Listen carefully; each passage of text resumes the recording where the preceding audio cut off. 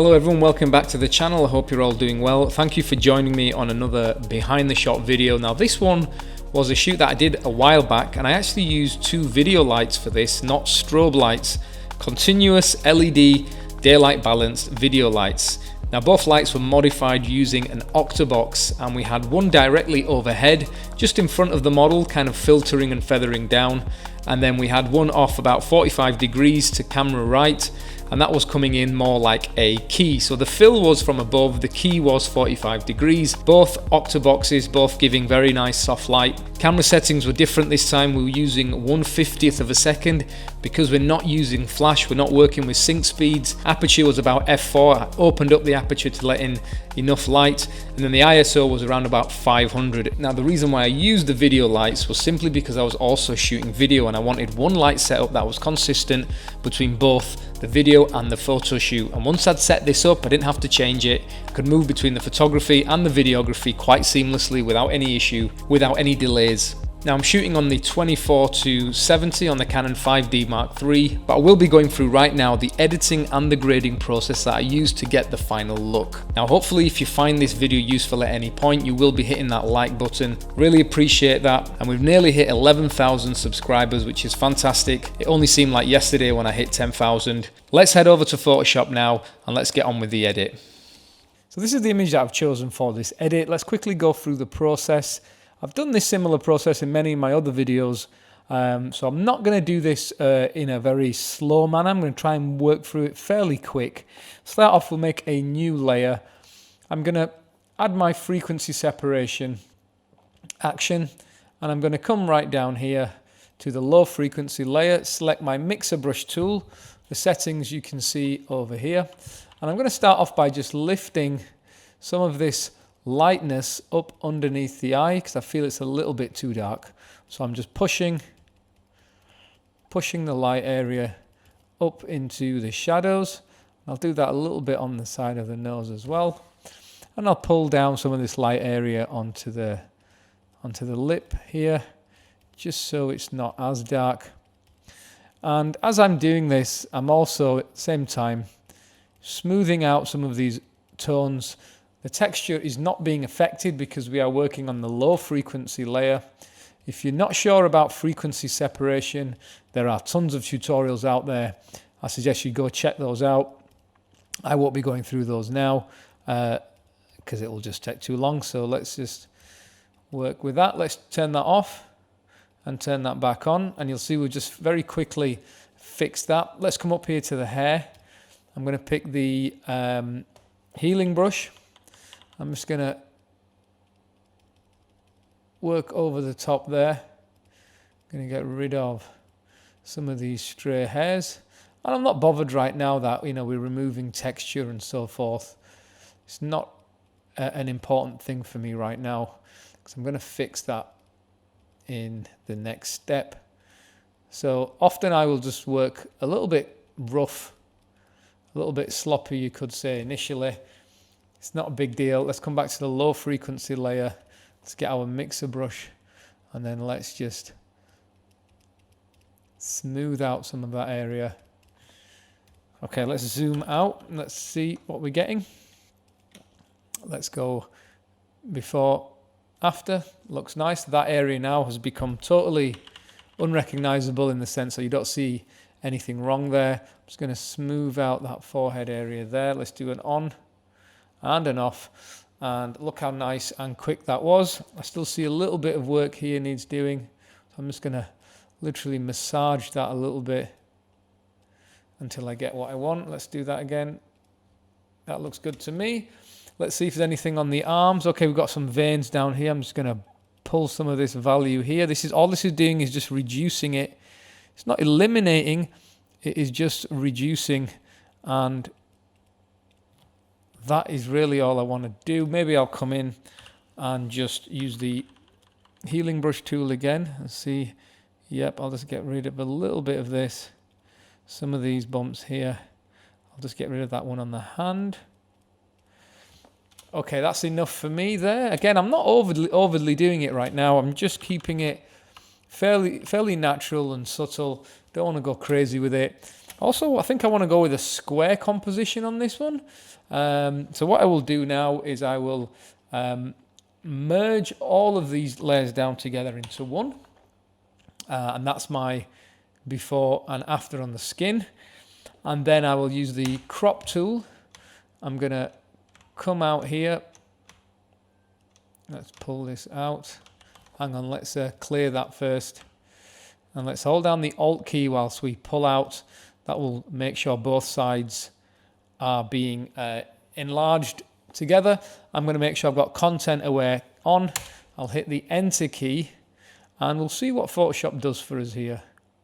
Okay, it's done a really good job on the right. On the left, we've just pulled in a bit of this leg. So we'll select that. We'll do a Shift and Backspace and we'll content aware that guy out. And what I've also noticed is we've got a little bit of a patchiness here. So I'm going to get the patch tool. I'm going to select this area and I'm just going to clean that up. Okay, so in terms of the edit of the model, that's it for me. I'm happy with that. Next thing I'm going to do is work with color. And I actually want to warm this image up a lot more than it already is. So I'm going to hit the photo filter and I'm going to drag out this warming filter 85. I'm going to push this up a little bit. And I kind of want like this nice golden image, really nice warm tones. 45 looks good to me. This is before, this is after. Yeah, I like that. Now, obviously, when it comes to the grade, this is going to be a total personal preference. I'm also going to add in a selective color layer. I'm going to come into the blacks. And I actually want the blacks to be not as warm. The skin looks nice, but I want the blacks to be not as warm. So we've added kind of yellow, and we've got RGB, red, green, and blue. So cyan, magenta, yellow. If we move the yellow up to the down to the left, we're going to add in more blue into the blacks, right? So what I will do is I will do that. I'll click down a couple of times on the mouse or on the keyboard. -3 has given us a little bit of blue in the background. I'm also going to do the same with the cyans because we've still got a bit of red. So I'm going to we'll bump that up a little bit, just like that. So we've got +4 in the cyans, which means the black of the dark area has got it's cooled down a bit. It's got a bit of that green, and we've also pulled down some of the yellows in the background as well. So essentially what we're doing now is we've gone from that to that, and we've kept the nice orange warmth on the skin, but we've cooled down the background. So it's a bit like a split tone. It's kind of like your teal and orange look when people are editing videos, and that for me just works really nice. And it's made a big difference. You know, that is what we had. That's with the warm skin, and that's with the warm skin, but the background kind of cooling off a little bit. And then we'll do a final little thing here. Let's work with levels. Let's see, do we want to work with levels? I don't think so, actually. It's pretty nicely balanced. I can pull up the highlights a tad. Just a little bit there, and I'm done with that. Now, the final thing is I will merge everything down into a final layer. So I'm going to merge all of this as well. I'm going to call this color. So we went from the original, skin retouch, color work, and now finally I'm going to go to, I'll make a new layer. I'll go filter, sharpen, unsharp mask. Let's pop over to the eye. That looks good. 72% at 1.3. That's kind of like my go-to. I will hit a black mask, get a regular brush. So I've hidden the effect because black conceals and white reveals. And then I'm going to reveal the effect just on the eyes, a little bit on the nose, on the mouth, on the edge of the hair. Hands I'm going to leave out, a little bit on the top. I'm just dabbing with my brush. And if I just hold down the Alt key, I'll just show you, those are the marks that I've just made. And this is finalize the image, and that is it. So before and after, this is what we've got going on here. I quite like that. Okay, I think I'm going to do one more thing because there's something that I want to add in, and that is color balance. I want to come into the highlights, and I just want to add in just a tiny, it's too much. Okay, I just want to add in a tiny little bit of cyan just into the highlights, just like that. Okay. We've retained the nice warmth of the skin, but we've added a little bit of cyan into the highlights, which again is creating a bit more contrast, and it kind of brings out the highlights on the face that little bit more. Again, before and after, that's perfect. And what I'm also going to do is one last thing, is I will merge all these down. I'm going to get the dodge tool. Here it is. I'm going to make sure that's set to highlights. I'm going to bring this right down to 14%. I'm going to get rid of protect tones. And I'm just going to pull into the eyes a little bit.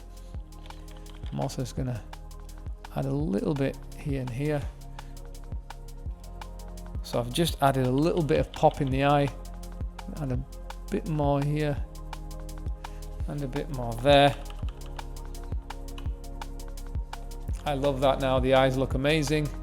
Just lifted them a little bit. And that's our final picture. And that is it. So hopefully you guys found that video useful. Don't forget to turn on your notifications for the next one. Thanks again. See you later.